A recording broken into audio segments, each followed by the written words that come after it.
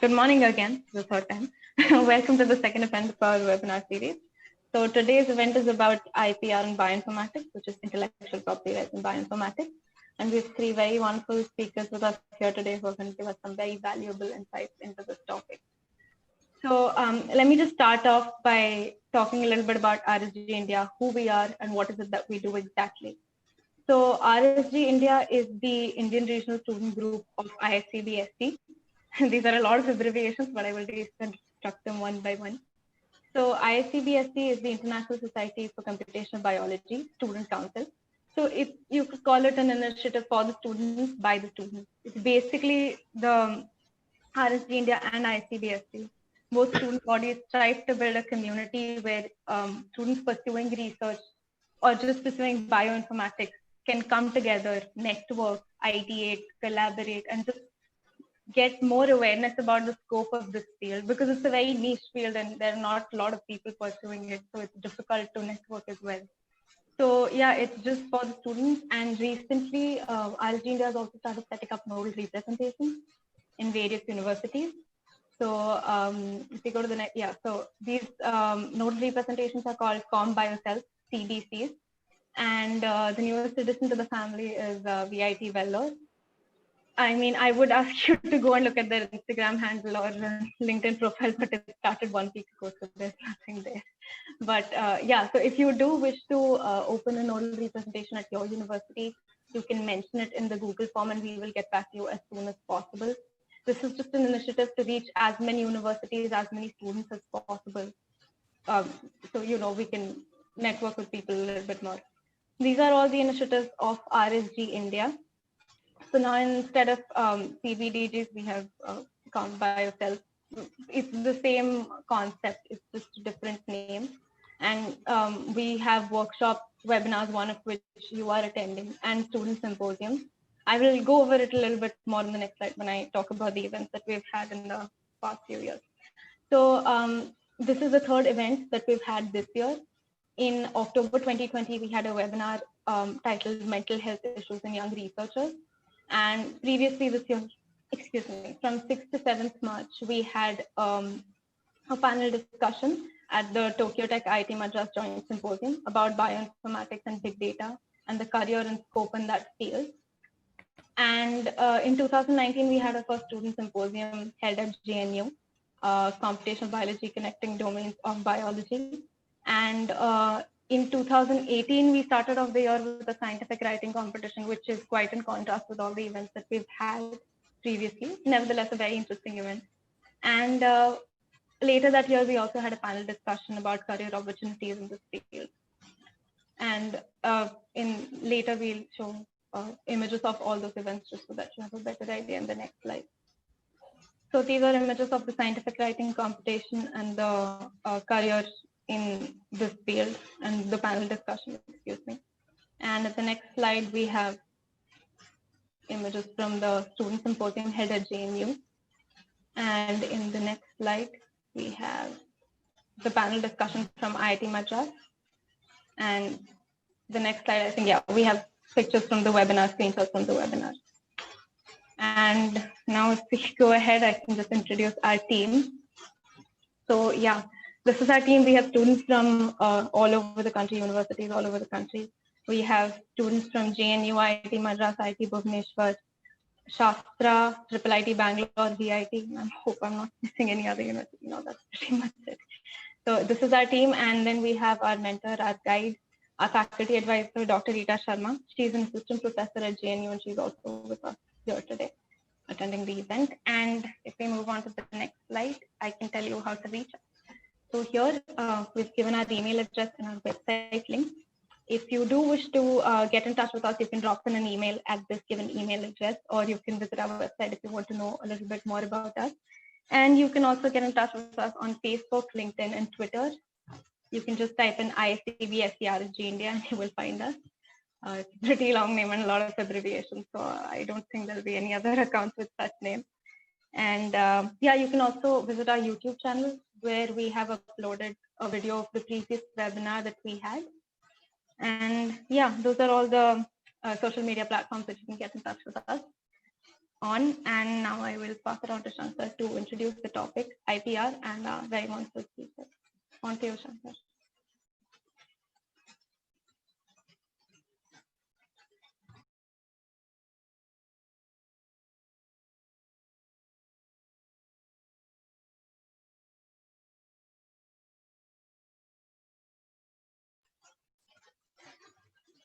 Shankar, are you on mute? We can't hear you.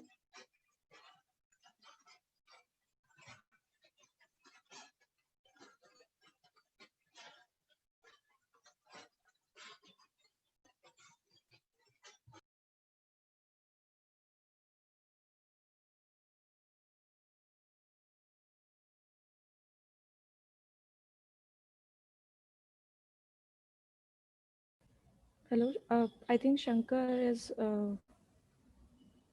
not here right now. So basically, today's topic is related to IPR in bioinformatics, and what IPR IP as an intellectual property is about any original creation of the human intellect, such as artistic, literary, technical, or scientific. So IPR refers to the legal rights given to the inventor or creator to protect his or her invention and creation for the certain period. These rights will confer an exclusive right to the inventor or creator to utilize his invention or creation for a given period.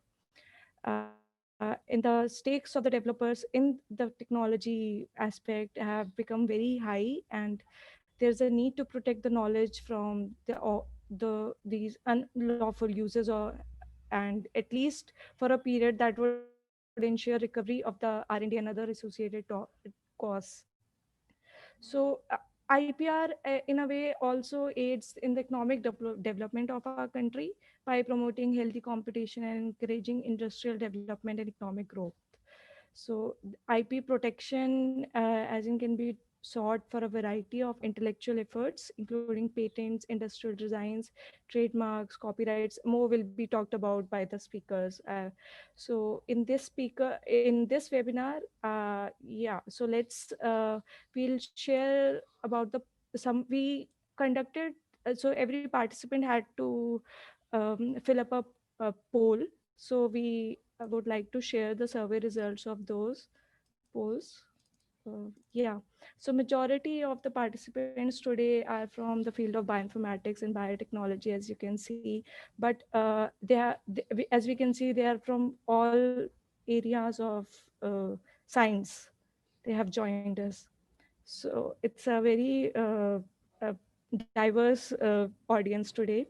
And so can in the next slide we will see that so just a second.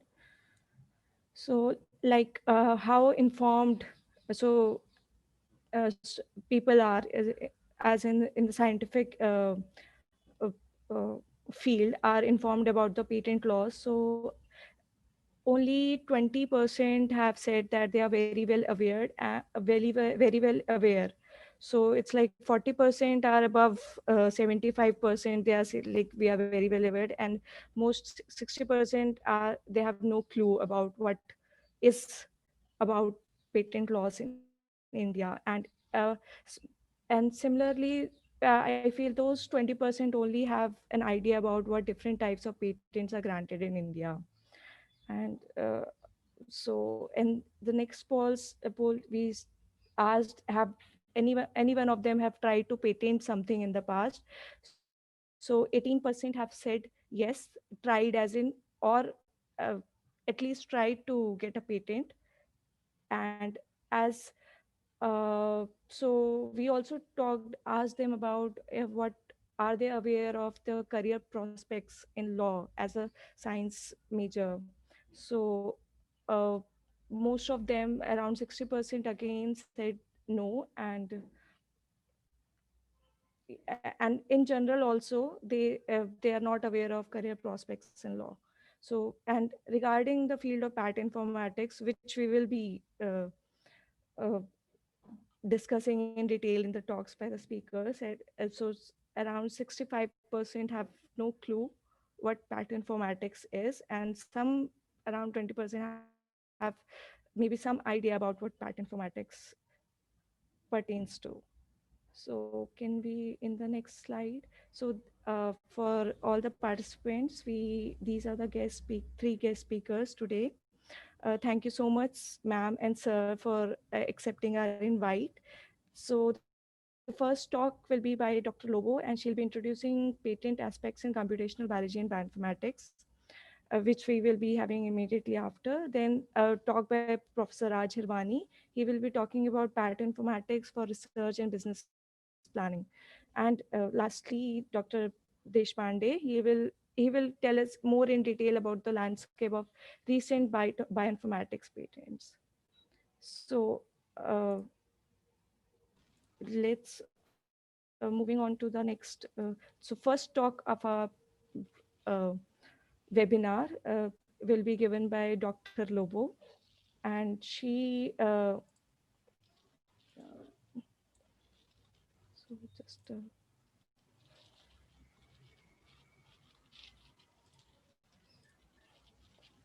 yeah. So Dr. Lobo, some quick brief about Dr. Lobo. She did her bachelor's and master's from RJ College and Institute of Science, Mumbai, respectively. She then completed her doctorate from Institute of Chemical Technology and later a postdoc from University of Padova in Italy. And since 2015, we see that as Dr. Lobo has been working in patent laws and patent informatics at various firms across the India. And she currently is a senior patent associate at Khurana and Khurana Advocates and IP attorneys. So thank you so much, ma'am, for accepting our invitation. And if you would like to uh, start with the talk, Thank you so much. you are allowed to. I think we can stop the share, and ma'am, if you would like to share the Sure. screen.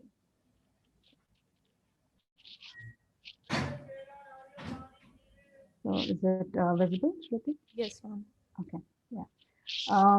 First of all, I would like to thank the entire team of ISCB as well as Dr. Sharma and Shruti and other team members for organizing this. And thank you so much to everyone for joining us despite being a Sunday morning. I can understand that it's difficult to actually get up and attend such webinars, but thank you so much for your time. I would be rather talking, I mean, already Shruti has introduced me, so I would not go into my details or any introduction about me. The topic I will be actually speaking about will be more basic in nature, and I'm sure that as the other topics come up, the upcoming lectures by Dr. Deshpande and Dr. Hedwani, they will talk more on details of such, patents in bioinformatics. Now, first of all, I think Shruti has very well covered the intellectual property aspect. So anything rising from the human intellect, and there are several different things that we can actually protect. It can be an idea, invention, expression. It can be a name. It can be any industrial process, chemical formula, and such things are actually authorized by the government to be used. But in reality, if we see such rights, especially when we talk about the different categories, right? The way we can protect the products in different categories. It can be in the form of patents.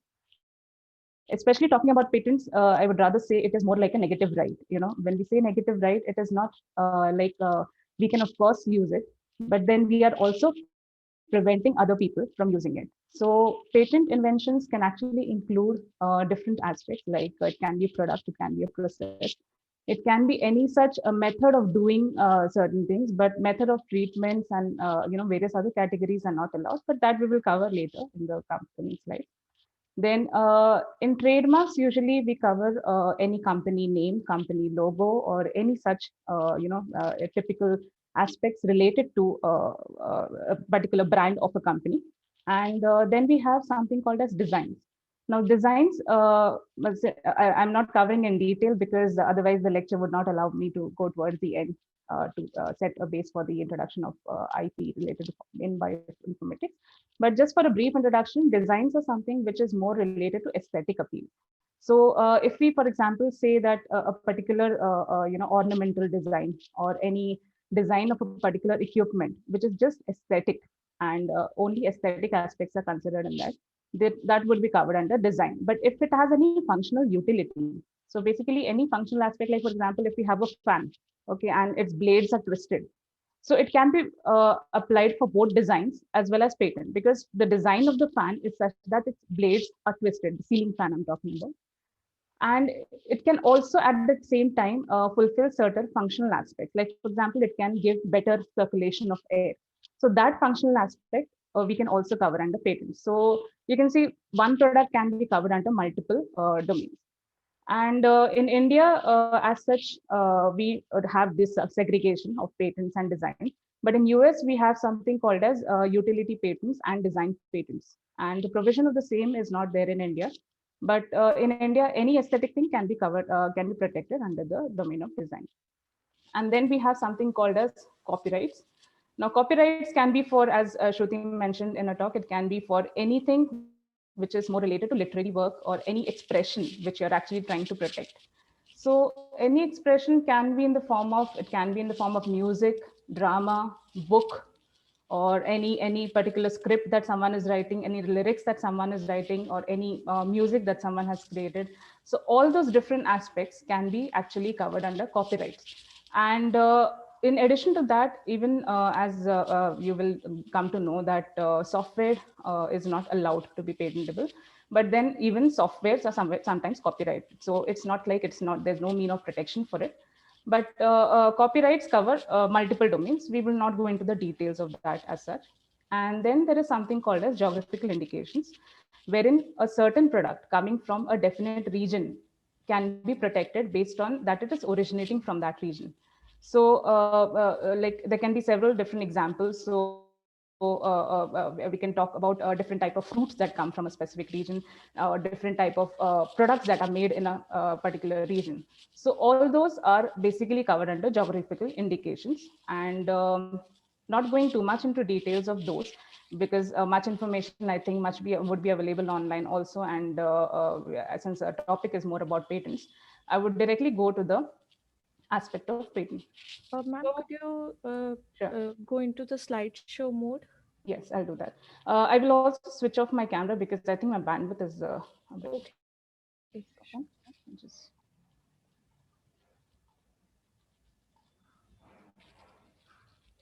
is it visible better? Yes. Okay. So moving to patents now. So basically, as I mentioned in my first slide, that patents is related more to, it's more like a negative right. Now, why it is so? First of all, it's an exclusive privilege which is given by the government for protecting your invention for a fixed period of time. But what they are asking in return for that is that you disclose the contents. Okay. For example, if you're actually patenting an invention which talks about a process for making a certain compound. Okay. So it will, the government basically says that, or the patent office basically wants that you disclose how you're doing it in an entire disclosure. And that disclosure is nothing but called as a specification. We call that particular document as a specification. Okay. Now that specification should reveal all the different aspects of the invention.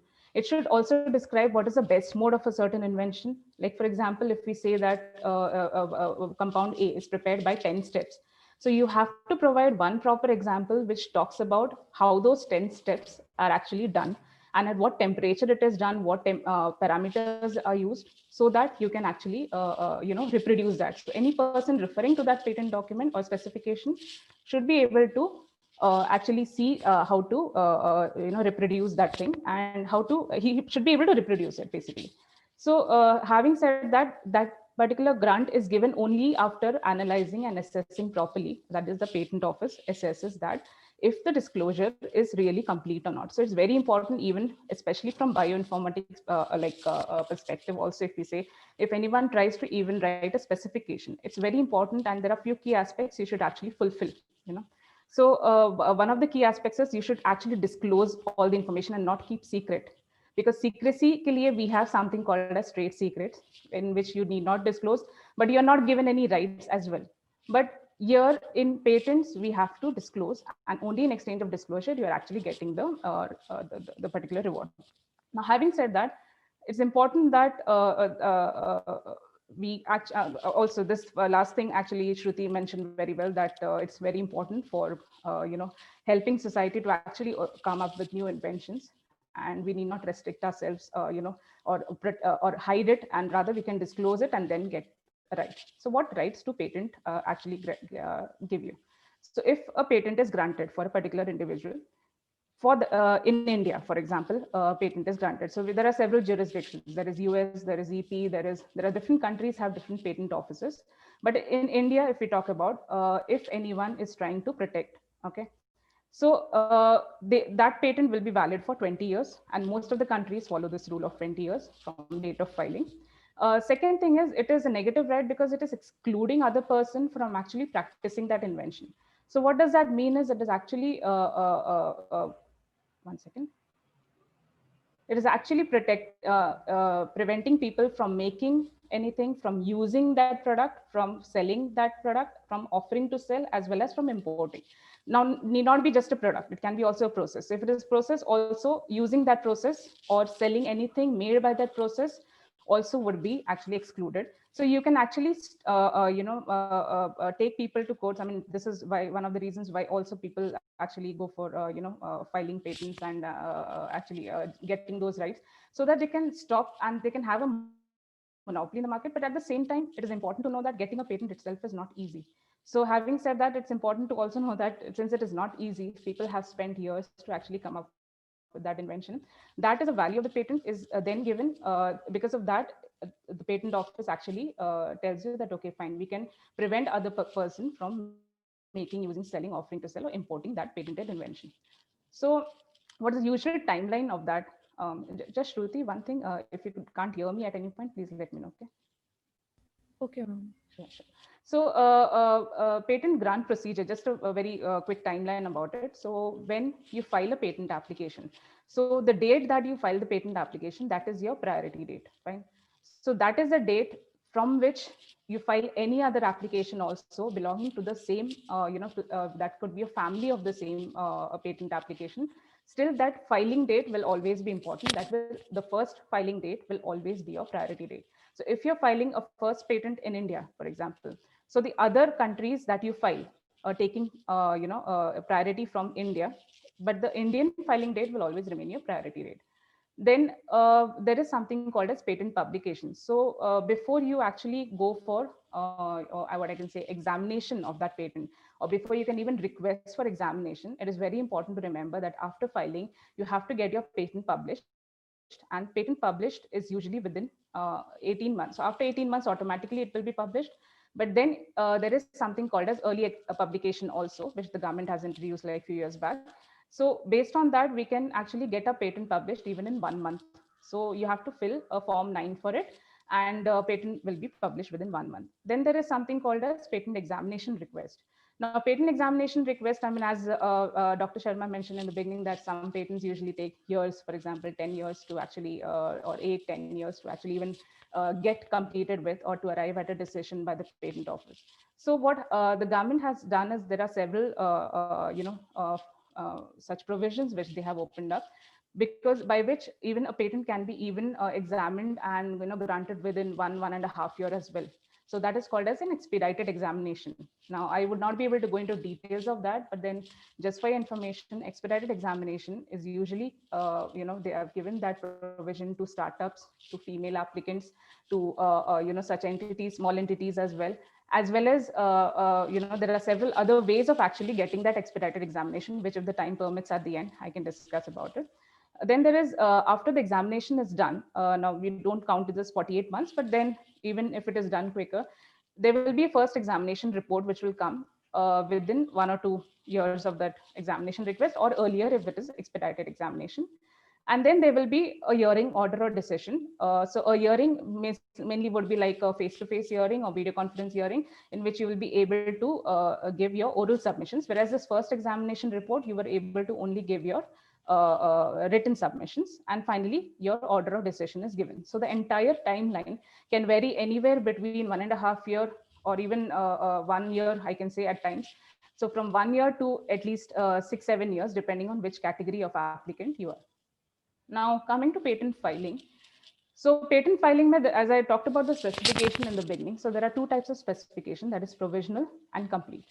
So provisional basically is more suitable for those applicants who are planning to not file their application, like, or do not have their experimental data ready with them. Okay, so if your experimental data is not ready, but you have some some idea of what you are doing, and you have done some experiments in that particular subject, then you can of course go for a provisional application, because here you just need to create a boundary of the specification by stating what are you going to do, and giving few details about it, and also giving in a broader perspective, or stating in a broader perspective what you will be actually covering in that particular specification.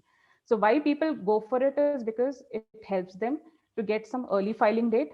Now the reason being said that early filing date is very important, because if your competitor is actually working on a similar invention, and tomorrow it happens that that even you are working on the same subject, but you want to file something before them, so you can of course go for a provisional application or provisional specification filing first, which will give you the filing dates. The day you file the provisional will be your filing date or priority date, and after that you will get a 12 months period to actually submit the complete specification.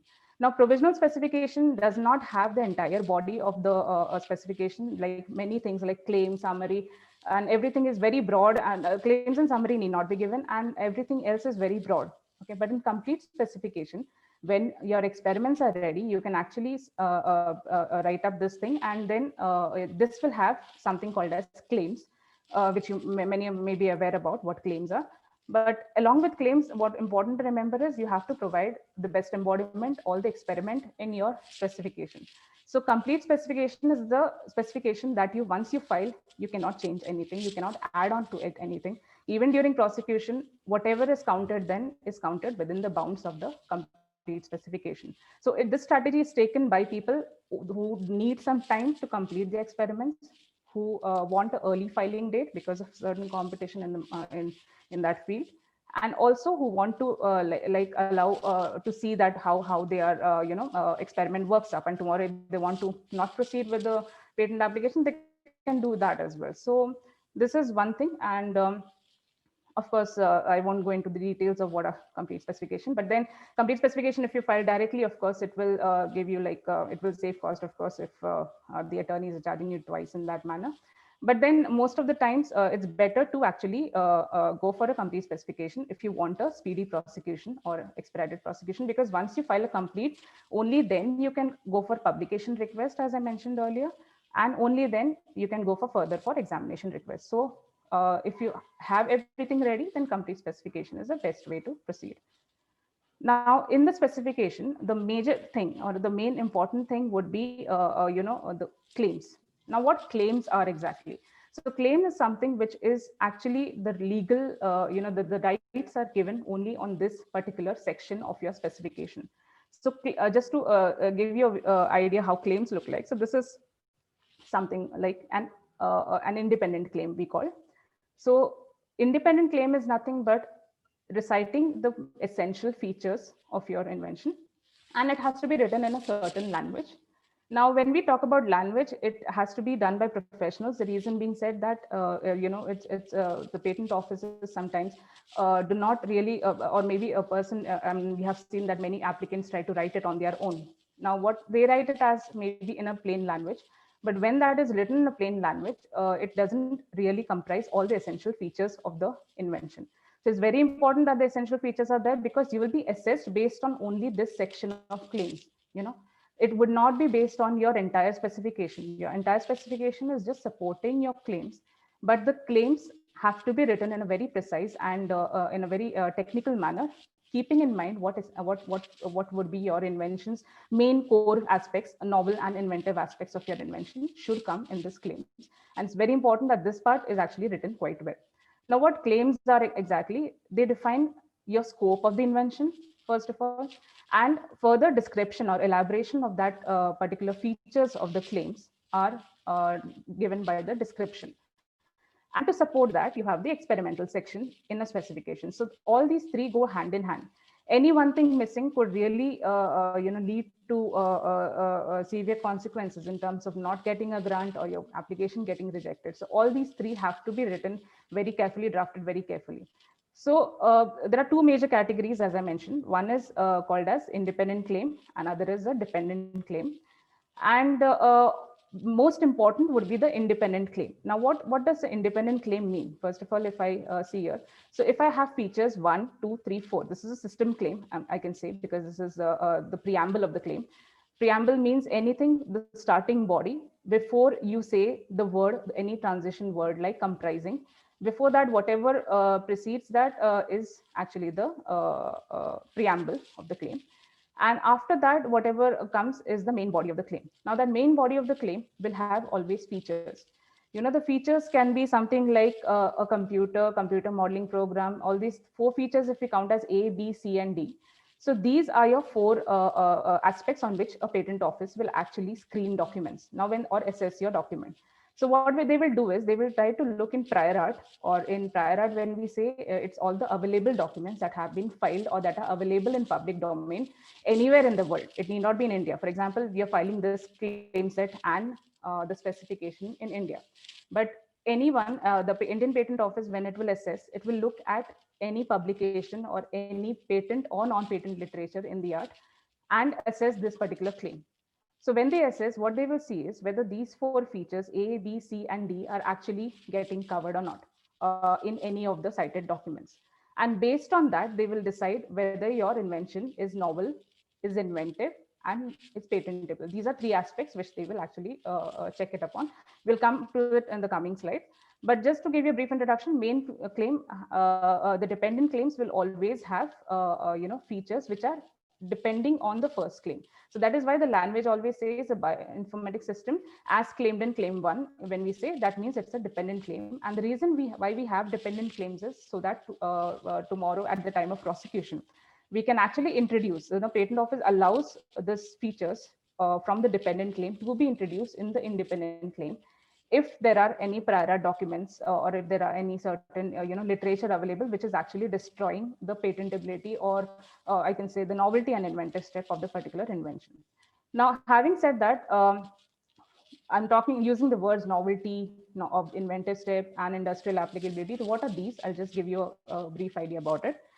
So basically, when we talk about novelty, the only way I personally assess it after all these years of, not many years though, but after a few years of experience, is that any single document, if it can disclose all these 4 features in one single document, if it is disclosing to the point anywhere, it need not be in the claims, it can be any particular portion of the specification, it can be any journal article, any website, anywhere, if all these 4 features are disclosed. When I say disclosed, it should be as it is disclosed with all the features being recited there. If it is available, such a document, then that document would be destroying your novelty. So that is why we say it is being anticipated and it can be anywhere in the world. For non-obviousness, second test is non-obviousness, which usually the patent office assesses it based on one aspect. One thing is whether these 4 features, A, B, C, and D, are obvious in view of a particular document. Now, when I say obvious, it need not teach the same thing. For example, if I am saying that, just a very generic example I would give. For example, if I say I have a green apple, in a particular thing. So it's like comparing a green apple with a red apple and saying, fine, if it is a green apple, anyone can actually introduce a red apple also, So that obviousness comes in by that test is actually considered in while considering non-obviousness. Now, for this particular non-obviousness, what can happen is there can be 2 documents or 3 documents which can actually disclose it. So how it will do is, for example, document number 1 can actually disclose about this computer modeling program code. Second and third document can disclose all these features. Like, for example, A in document D1, B feature can be talked about in document D2. Feature number C could be talked about in document D3. So what the patent office will say is, now if I combine D1, D2, D3 together, and if a person in the yard was reading all those 3 documents, he would have actually come up and arrived at this particular invention or this particular claim set. So what is new? What is so non-obvious about it? So there, the test is whenever there is non-obviousness, even in bioinformatics or in any other field, Especially in that, I will come to that why it is so important, because we can overcome this objection by showing that it cannot be obvious, because it can do two things. Your invention or your the claimed features can do two things. It is either showing a technical advancement over the cited documents that are present, and secondly, it is also having some economic significance. So anything like a technical advancement, when I say technical advancement, either your claim features makes something faster, makes the entire process to be faster, it is making it to be cheaper, it is making it to be more effective, and any such thing which can actually improve upon, which is a sheer improvement over the conventional the cited documents or the prior art. And apart from that, industrially applicable, it should be applicable to actually replicate or to be industrially manufactured. So I won't go into detail in this because this is a very rare objection, but these are the two very frequent objections or very frequent concerns which we have to keep in mind at the time of drafting a patent application itself. And especially in case of when I come to like bioinformatics field, for example, I will directly start with without giving too much details about what is actually happening there, but directly going to the patent aspect and the concerns which actually arises in that field, especially related to bioinformatics. Now, first of all, as you know that it's since we are using a lot of computing and software resources, so it's a possibility that of course there will be several different sections that will be cited, or several different objections like novelty, non-obviousness will be cited. But what we need to remember is what is the main thing that is very challenging to overcome in any patent prosecution. And one of those things is section 3. Now, section 3 actually creates a hurdle for, in a way, if you see, for every kind of invention. I mean, everyday basis, if we are talking about different fields as well, there are, for different fields, different hurdles are created. But then that hurdle is also in a good way to understand whether, it is affecting negatively any perspective of patenting. So based on that, like for biological field as such, not only bioinformatics, for biological as well, or biotechnological field, all these in red would be actually applicable in one way or the other. So what that section 3 is doing is all these inventions are counted as non-patentable, and any of your claim or any of your invention, if it is falling in any of this category, it will be considered as non-patentable. Now, having said that, one thing to remember is like for example, section 3b, it talks about public order or morality. So anything that can affect or negatively impact human life in the future, especially the debate related to like cloning and all those other aspects would be like subject to section 3b. Then even your whatever you have claimed, it cannot be just an abstract idea. You're saying, for example, I can do this, but without having a base to it. If you're actually saying that, then section 3c objection could be applicable in your case. Then section 3d is a very common objection which we see in most of the chemical inventions, but even in sometimes in bioinformatics as well. And it just says that any mere discovery of a new form of a known substance, for example, any compound which you are preparing, or any particular compound is known already conventionally, and you're just trying to create another, an isomer of that, or any salt form of that. So that will not be, patentable, because unless it gives a proper efficacy, and there are several standard case laws actually, which in chemical field, which actually are known for this section 3d. But in bioinformatics, I will come to which section is the most, relevant section. It would be the section 3k, because as it would be like, because you're using computers and computing methods to actually arrive at or to study some aspects of biology. So it's very this could be the most relevant section which could be cited. Apart from that, I'll come to section 3k in detail with examples, but first I will just quickly go through all these remaining red colored objections. Now, the section 3a is nothing but it's more related to, again, to chemistry, but sometimes in bioinformatics and biological inventions also they cited. It's more related to like saying that there is a particular invention or a claim is claiming only a particular mixture. Now, when I say a mixture, if mixture has A, B, C, and D, for example, 4 ingredients in it. So if individually also A, B, C, and D are giving the same result as the mixture of the A, B, C, and D, then section 3e objection is valid in that case. So unless that mixture of A, B, C, and D gives you a synergistic effect, only in that case, Section 3 objection will not be applicable. And then there are other objections like process of treatment. Method of treatment is not patentable. Now, this I'm talking about the Indian patent law only scenario, because the Section 3 is introduced, is only applicable to the Indian patent law right now, and all these things that I'm mentioning. So method of treatment, for example, is not patentable in India. Then even for genetically modified or microorganisms could be patentable. But then if it is merely isolated, and if it's in a merely isolated form without any particular modification done to it, or any other effect being achieved by it, so it's not really patentable. In addition to that, there is something called traditional knowledge. If it is conventionally known as a traditional knowledge, it is not patentable. But I will focus this discussion, given the time that it's already 10:45, like 10:45, I guess. Yeah. So I'll quickly go to the Section 3K objection. Now, why Section 3K is cited, I mentioned firstly that the reason being that usually there are computing softwares, and you're using computing systems to actually protect your invention. So it is very highly probable that Section 3K will be cited. But Section 3K is not only about computer programs. Section 3K covers computer program per se, it covers algorithm, it covers mathematical methods or business methods. Now, all these four, if any one of this category, if your invention is actually, a claimed invention is falling into the claim of that invention is falling into, then Section 3K objection will be applicable.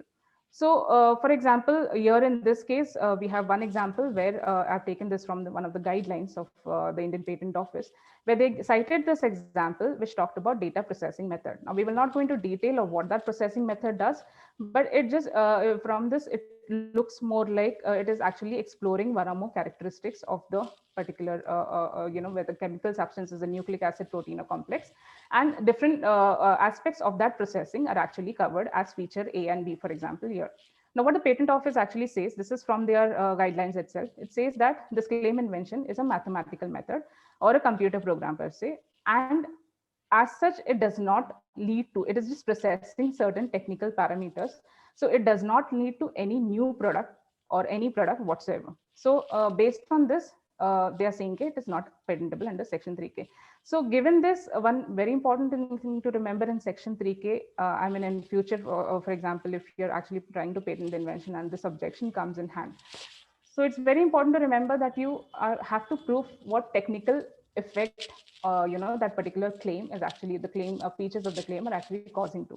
So based on technical effects, there are several case laws which say that if any technical effect is actually created from that, and it is showing that how usable or how effective your method is over the conventional art, then there are chances that even with that you can actually argue and overcome such type of objection, even if it is given like even a similar claimed invention is said to be non-patentable in the in the guidelines. But then we have to remember that all these inventions are usually assessed by different people, and clarity on Section 3K is not very like there's not much of proper interpretation. Everyone has their individual interpretation, and when we say the deciding authority, who would be like for example the controllers or examiners, they would be different individuals with different perspective. So even if such an invention exists, proving the technical effect becomes very important, and highlighting that in your in your specification becomes second important, because specification cannot be, is just not there for reciting the same features again and again. It is very important to actually highlight on what this particular invention is doing, and creating that will really help you when the prosecution happens of such inventions. Now, second example I've just taken from the guidelines again, and it talks about a computer assisted method that can inhibit glutamine formation. And not going into detail of what it does or how it does, it's important to note that again, this particular claim is also mentioned by the Patent Office as it is a mathematical method or computer program per se, and it relates to a method of designing the inhibitory compound based on three-dimensional structures, and it does not lead to a real product whatsoever. So this observation is that here, okay, again, there is no real product. So even if there is no real product, what can happen is if the system is actually doing something which is really technically effective. There are few cases I've cited at the end of my talk, wherein a few certain cases were granted by the patent office. I mean, maybe not so recently, but very rare cases that were granted by the patent office. So we will go into that rather than putting a time here. Uh, Shruti, let me know when how much time I have.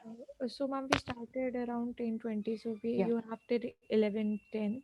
Okay, thank you so much. So I'll quickly go to the major categories from the bioinformatics perspective. Now, to be honest, I'm not a person directly from this field.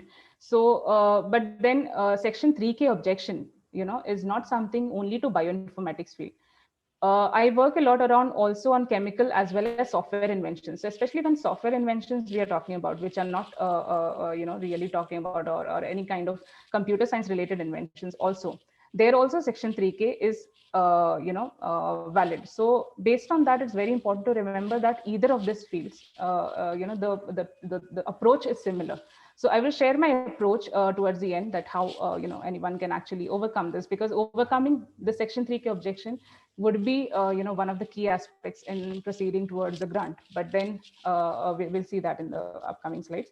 So basically, main categories we would say would be like the in silico screening methods, molecular models. They could be bioinformatics software, they could be databases, and they could be sequences. Now, all these different categories, why I've categorized is because, and just I've highlighted this because there were few examples in this field that I came across which were granted, but remaining all the fields, like for example, be it molecular models, be it bioinformatics software, databases, these three were not so, I mean, I couldn't see a lot of inventions or a lot of grants in this particular area at all. I mean, hardly there were few grants even in silico, but then at least I could find some in there.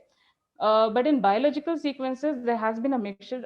And a couple of cases I did come across which were granted, but which were very old cases. So of course, here also we are not sure how the patent office looks at it. But then we'll discuss this one by one.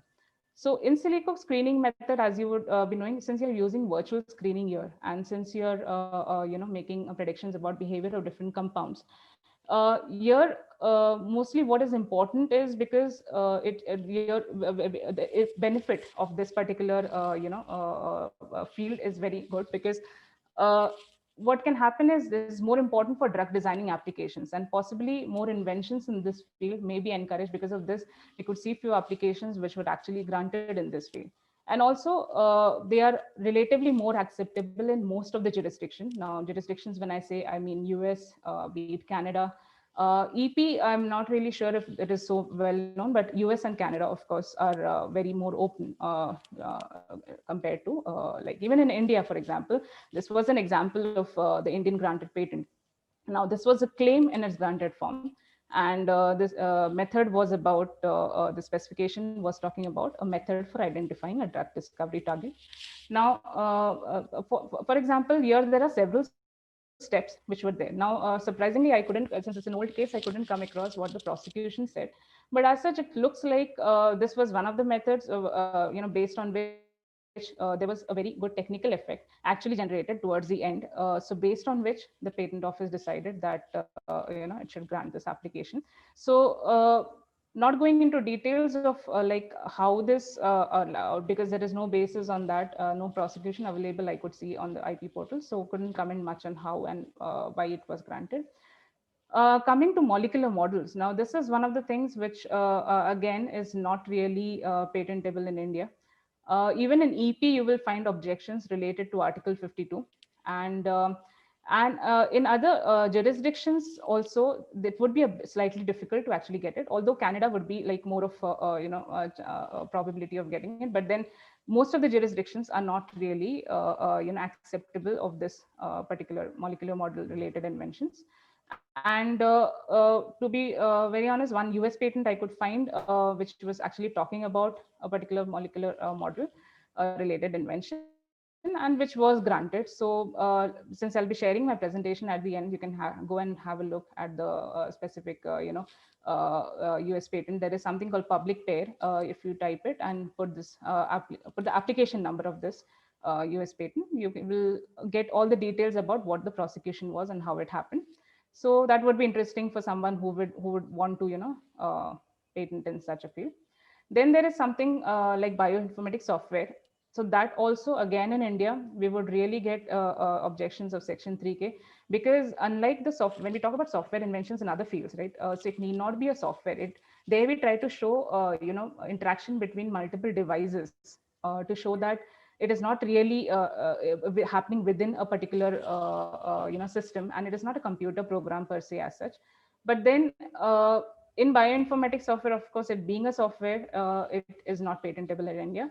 And based on this, anyone attempting to do that would not be, it would not be a good idea. Now, after having said all those things, the major problem remains the same. That is the Section 3K. Now, Section 3K, the one of the couple of cases which people can actually use, which we also use for other software inventions, which talk about, like for example, this Ericsson Intex case was there. In this case, it was mentioned that it was stated that any invention which has a technical contribution or technical effect is not merely a computer program per se, as alleged by, and same as patentable. Similarly, there was this case of Feridalani versus Union of India, and recently there was a positive decision on this case by IPAB. So even in that case, it was shown how effective or technically, crucial aspects were achieved. Based on that, it was decided that even if it is involving electronic products or any computing programs or computing devices as such, it is not really objectionable under Section 3K, and that Section 3K objection was overcome.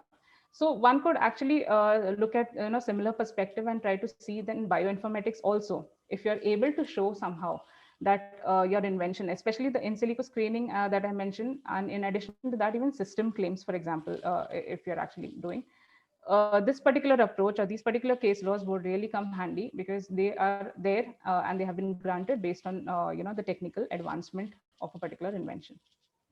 Now, last is about sequences. As I mentioned, that merely isolated sequence genes would not be like would not be patentable. But then, if there is certain particular novelty to it, for example, if you're modifying a particular sequence, and you are actually knowing that it has not been part of a library before a particular certain date, and in that case, the novelty could be overcome, but still the other aspects of whether it is inventive or not, and whether it is patentable or not, both of these aspects would not be really, would not be really overcome just by this matter. And still you will face objections for inventive step and patentability as well.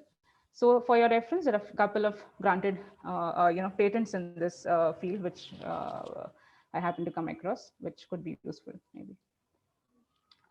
Regarding databases, actually, again, in India, it is not really patentable. But then, given the fact that in other countries also it is very low, but then there are few cases wherein bioinformatics, now I won't go into details of what these different sections relate to, since you're already from the field, but then just giving a perspective of the patents, that it is not, in India, one should not try patenting this thing for sure, very low likelihood of getting granted.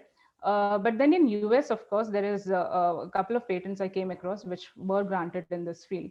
Now, it is important to know that, again, here it would not be like, it could be on case by case basis, and it need not be considered as a very, general perspective. And secondly, I would like to mention that based on this particular entire brief idea that I've given about the different free file sections, there was one case which I thought I will just put in front of you to show how the entire thing was done from the drafting till the prosecution, to help you understand how the changes were done and how the patent office looked at it. So this was a claim which talked about method and system for mining of gene expression and microanalysis, and it was mostly related to all those algorithms and the mathematical calculations based on it. And this particular claim in the current form, this was the form in which it was filed in the patent office. So we could see that not much of, it did not have much of the claim language in it. It really lacked the features. It was just reciting something and not, really able to, the claims are not drafted in such a way that it was, clearly highlighting which features were actually, causing it to be really unique and core and novel aspect. So based on this, they got this first examination report after a period of whatever number of years it would be. So what they observed is there was several objections. So a couple of objections. One was the novelty objection. So this is how a novelty objection looks like in a first examination report. So here they cited a document D1, and they said that this particular document actually discloses. Now, when something is cited for novelty, that means that the features, all the features of this claim 1 was actually disclosed by D1 according to the patent office. And they said that based on this, the claims are not new, and they fall under the section of section 21J, which is the novelty related or invention, non-invention related objection. Then second objection was cited was inventive step. So for the, I mean, usually inventive step, you will always see that there are multiple documents cited, because in the earlier slides, as I mentioned, that not one aspect, but multiple aspects will be actually covered in different documents, and it may not be present in one single document. But here only one document was cited for inventive step, based on which they said that this particular claim is obvious enough in view of this document D1. So this was the inventive step objection there. And as expected, there was an objection based on section 3K as well. Now, again, section 3K objection here was directly stated as it was an algorithm. So because here the mistake in the claim, first of all, is they are writing method and system for. So they have not defined whether it is a method or whether it is a system. So both cannot be claimed in one single independent claim. Most of the times we do not do it, and it's not advisable. So ideally, they should have either covered method claim separately and system claim separately, or either they should have just emphasized on the main aspect. If the method was important to them, they should have just covered that. Now, it's important to remember that whenever there is a method claim, it will be mostly objected to algorithm objection under section 3K. And whenever it is a system claim, mostly they objected for computer program per se under section 3K. So given the fact that here there was both, I think they just raised the objection by saying that it is not an algorithm, it's an algorithm and it's not patentable. In addition to that, there was something called sufficiency of disclosure. Now, this particular invention was not as such using any biological material, as they mentioned in their prosecution, but then this objection was there. Ideally, this is more applicable for inventions which are not, which are using any particular biological material in their invention. And then they have to, there are several, provisions to actually provide information about that biological material, and also deposit a sample of that if at all it's a new material that you're using. But we won't go into detail of that. Now we'll see how this particular claim, this particular claim was actually restructured at the time of prosecution, which would give us some idea that why it's important that you should always approach professional help for the claim writing, because later it looks like, at least it seems like this was done by a more professional. I'm not able to see if everyone can see the top part. It's getting hidden. 1 second. So what they did is, first thing they did is the system they deleted, and what they did is they merged in this dependent claim. So this was earlier, if you see, this part was a dependent claim. So they merged these features of the dependent claim too, because it seems like the most crucial features of the invention were actually covered in the dependent claim. And then they add something called characterized in that portion. Now this portion was specifically added to show that whatever follows after this, is the main part of the invention, and whatever before this is known in the art. So whenever any examiner asks anyone to characterize a claim, it's mainly to show that whatever follows after this are the main crucial, the crux of your invention. So how the clean copy of that looks, since it is a track copy, I will just go to the clean copy once. So basically what was done is, these were the claim 2 features. If you see, all these 3 features were earlier not there in the first claim. The claim was not drafted properly to highlight what features they were focusing on. And after putting all these 3 claims, now characterized it, and then they argued based upon saying that all these 3 core features of their invention were helping to actually make things better, in this field. So this was a typical argument of section 3K, which they gave. It was a very brief argument, but again, we cannot generalize this, because it depends upon from controller to controller, or the examiner to examiner who assesses it. So for this particular case, at least we felt that they focused more again on the technical effect, and they established that the invention has a good technical effect, rather than just being reciting few steps which are already known in the art. So what they did is, they just mentioned here about how this is not disclosed in the art. Then they mentioned that this is help to study disease cell body, to study the pathways, and then they recited saying that it helps to study drug designing, to study genome of an organism and to find the functionalities. All these core features, like how they are actually, what they were able to achieve out of these 3 steps by using that particular method, they recited here. And then they also mention about that how these things are actually not available already in the art. And based on this, there is definitely an improvement in their method compared to what was already there in the prior art. So this was very important because here they actually were able to overcome the Section 3K objection and get a grant for this particular application number. And I didn't write the patent number, but then this application number could be accessed from the IP website. So if you go to IP India website, you will see you can add this application number and you will get the entire prosecution details of the particular application. And based on this, what I feel, I mean, this was just provided. I just came across a case, so I thought I'll share with you. But even in general, when we are arguing for any software related information, and bioinformatics especially will always face the Section 3K objection, because either it will be considered as a method, which is an algorithm, or a computer program per se. So even in any of the cases, it is always important to argue based upon what your technical effect is. And it is also advisable to recite case laws in your, so that you are taking basis from certain already established cases in this field and not reciting something on your own. So given the reason I included this at the end, just to give you a slight hope that of course there are certain aspects which are patentable, and of course the details of such invention and the landscape will be covered by Dr. Deshpande and Dr. Professor Hirwani, and they are much more experts in this field. But as per my only experience, I would say that my brief experience in this field is that if anyone is even thinking that even in India certain aspects of the inventions are not patentable, it is always good to actually go and also go for something like a application abroad. So if you want to file an international application, just a couple of minutes I'll just take to help you explain what happens. First, you can file your application in India, and then you can approach filing your application in US via 2 means. One would be called as a PCT application, and one would be called as a convention application. The reason I'm saying is patent laws are more open in such countries like US and Canada, and of course, if it also depends if you can, if your budget allows, and if it is, the cost wise also, if you find it effective. But then these are the 2 routes which are available. PCT application is something which you have to file within 12 months of your first application. And convention application also you have to file within 12 months of your first filed application, be it provisional, be it complete, whichever is the first one, you have to file within 12 months. It's important to remember, whenever you file a PCT, you get a 30-month extra, the total time period to enter US would be 30 months there, because there you need not like directly file it. PCT is a body which actually is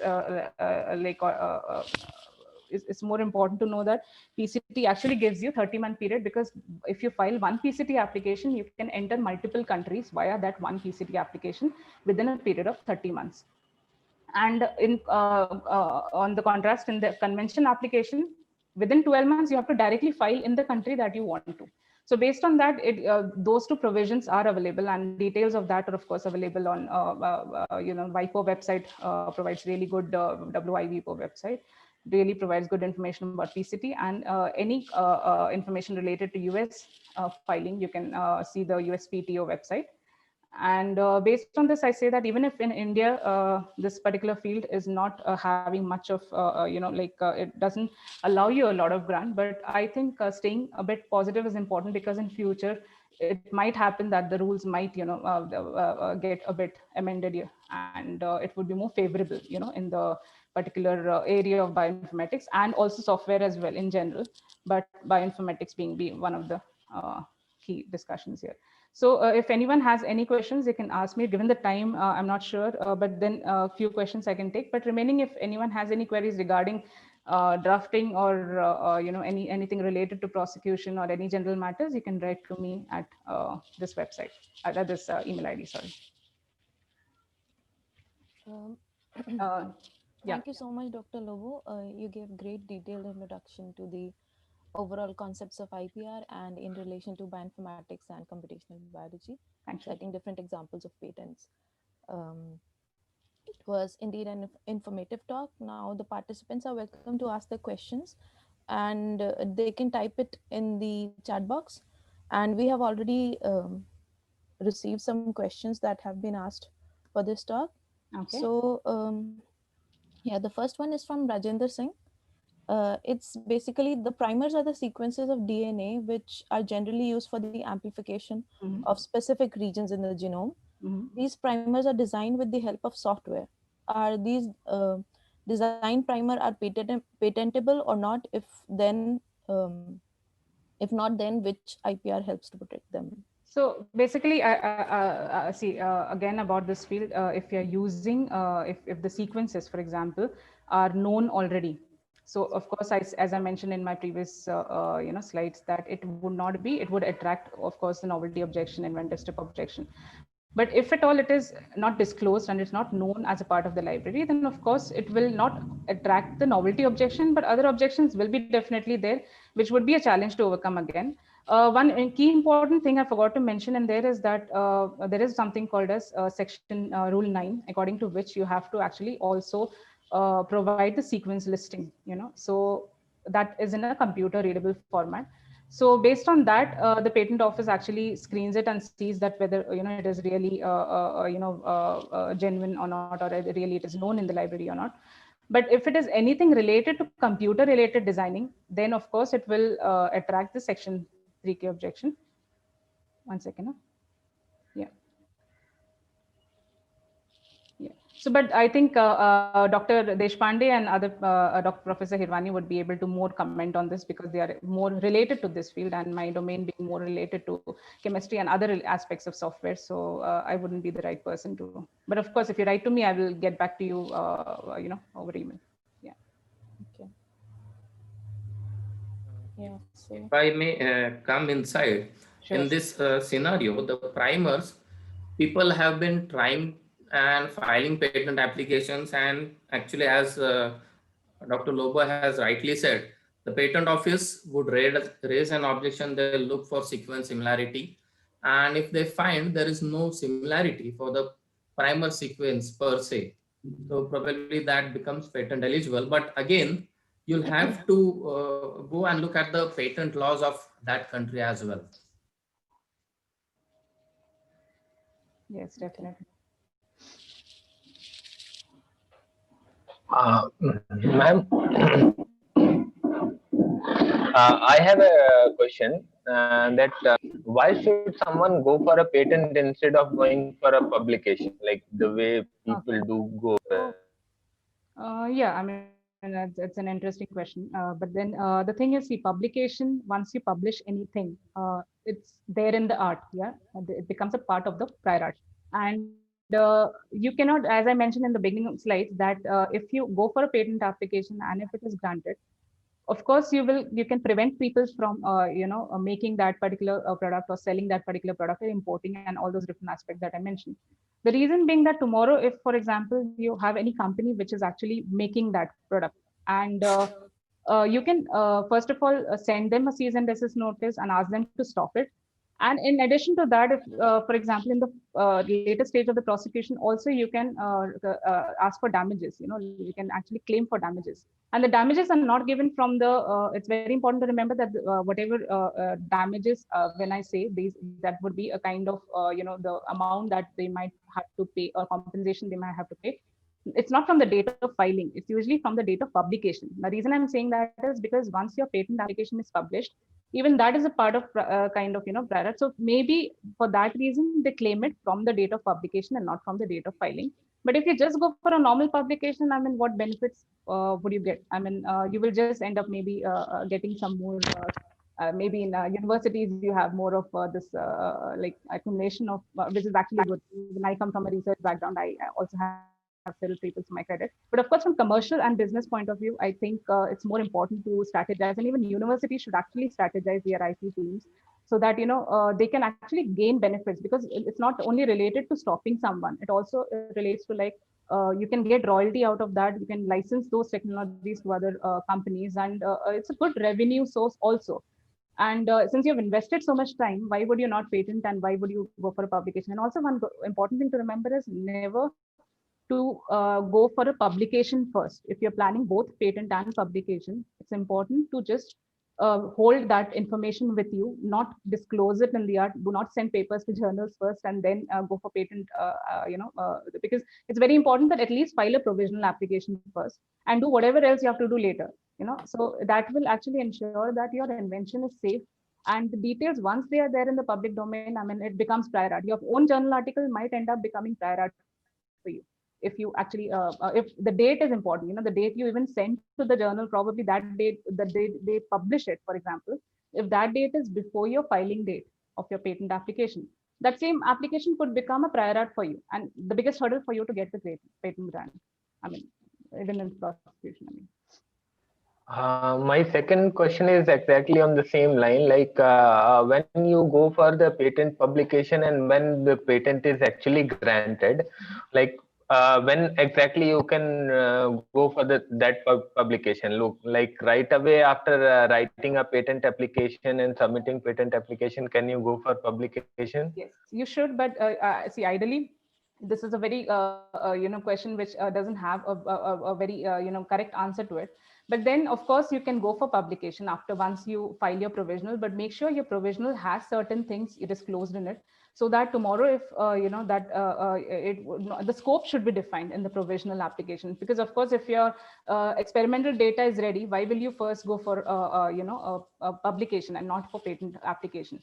So you can, even if whatever data you have, you can just put in a provisional application, define the boundaries well. That's the reason you need professional help in those cases, because they will help you create that boundary in a specific language. That specification has to be written. It is not in plain language usually that you write. And usually we also get objections in the hearing and the prosecution time that, your provisional did not define the scope well, and probably you may have to post date your application. Such objections are also received, wherein you may lose your priority date, because of that. So it's important that whenever your data is ready, do not give presentations. It's good not to give presentations, not to give any, what I can say, publication about that topic, or do not publish that particular thing anywhere unless it is actually filed. And there is a certain grace window in some countries wherein they allow 1 year after your presentation, or the public, once you have published it in a journal, or maybe once you've presented it somewhere, if you are the same author of that particular invention, and you are the applicant or inventor here, then they have a 12 months grace period. But in India as such, it's not very clear on that front. So it's better to avoid that conflict, especially for universities who prefer journal articles, over patents. Thank So you. maybe we can take a few more questions, but I see that so there's a setting in Zoom that the questions have been sent privately to me. So I request those who have sent the questions to post it in the group for everyone, so that if Dr. Lobo has time, she can answer your questions in the chat box. We can just take a few more questions. Manisha, if you would like select a few more, then we can move on to the next talk. Okay, there is another question. If a certain game has been developed, and can we patent it, whether it's online platform or platform dependent? Or Okay, so what kind of game? I mean, this online games, right? I mean, Yeah, not related to bioinformatics. You're not talking. Okay, so yeah, I mean, see, anything for patenting, first of all, there are two key aspects. First of all, what technical features, what it is improving. So no invention is granted unless there is that improvement shown over the prior art. So when you're saying gaming, if it is just first of all, this it would not be the software related to that, or the source codes and all will not be really patentable. But then of course the steps in which a particular game is actually maybe improving its usage over others can be drafted in such a way. I mean, it should be first of all drafted in such a way that it may minimize the objection. But of course, there is no guarantee on whether it will be granted or not, because it entirely depends on which person or which controller has what perception. Because every application goes to a different department, different controller, different examiner. So they may raise objections, and they may have their own perceptions. So even if it is really adding technical value, it may still not be granted, but that cannot be guaranteed at the beginning. So all the effort in the beginning should be to draft in such a way to minimize the objection. And that is the reason why most of the times when people draft by themselves, and they end up really not getting inventions grants for their applications, even if the invention was very effective. So it's very important to remember the claim language and the specification should be drafted specifically for that. But yes, there are certain such inventions which will be there. You can go to IP website and IP India website and actually search for, with keyword search you have in there. So you can surely come across some granted patents also in that field if you need. But in US, of course, it's a lot more easier than compared to India. Okay, so we are going to ask one last question for this talk. So this has been asked by Astha Joshi. She asks, as mentioned, patents have territorial rights during prior art search. Why do we take global perspective? If say company A has a patent in India only, and that particular patent is being used in say USA before the patent, so can company A sue company B in USA? Okay. So that's a very interesting question. But the thing is, why, first of all, we take it because we are not counting that as a patent. As I mentioned, it need not be a patent when a particular document is available in the domain before your filing date. It need not be a patent article. It can be a non-patent literature. It can even be a slide share. On the slide share, we have several presentations. So it can be even that is usually cited by the patent offices. So it need not be anything. And the reason it cannot be cannot be territorial because if you're the inventor, you're inventing something, you can of course Google and check like multiple aspects around the world, right? Your internet doesn't just stop you from to inventions to India, right? You can actually explore inventions across the world. So why is it highly likely that you may have actually got inspired by one of the inventions and actually written that application? The patent office has to assess in that manner that particular right, once you get the right, it is territorial. But then before that, prior art cannot be territorial in nature, because anywhere in the world, if you would have accessed it from US patent, you would have accessed and actually implemented those features in your invention. Of course, we have to assess it in such a manner that even that is taken into account. I hope I'm able to be clear on this. If not, please let me know. What was your question? Second question, what is company A can do? You can repeat that. I'm unable to hear you. If the company A can sue the company B that is already having a patent in USA. No, a company A, see, unless that particular patent is there in a particular jurisdiction. Now, for example, US may someone has a patent already. So he can stop anyone, and he has a US patent, he can stop anyone from making or performing or importing from in that, based on that country only. It cannot be like, you are, so of course, that is one of the major arguments in the pharmaceutical, industry, especially because there are more like generic industries, drug making companies, which actually can do that. But then they cannot stop anyone from manufacturing it here unless there is a patent in India, which is actually preventing you from doing that, right? So one more thing I had to say was about this territorial rights. So first of all, there is no worldwide patent. Even when I mentioned PCT is not a granting body. That is just a route you can take to actually enter multiple countries. But grant will be always jurisdiction based. It will be always territorial, based on one particular jurisdiction. For example, India or US or EP. In EP, yes, you can have like multiple countries you can enter, but that's a different story. But here in India, especially, for example, if we say you have to have a patent, and prior art cannot be territorial, but yes, once you get your right, you can stop anyone from working in that invention for sure. I hope I answered the question. If not, then please write to me later as well. I can surely clarify over email. Yes, we had a lot more questions that were asked, but because of the time constraint, maybe they can ask directly from you. Yeah. So we will drop in your email address in the chat box. So if anyone else is interested in like discussing anything else, then they can contact you directly. Definitely. So thank you, ma'am.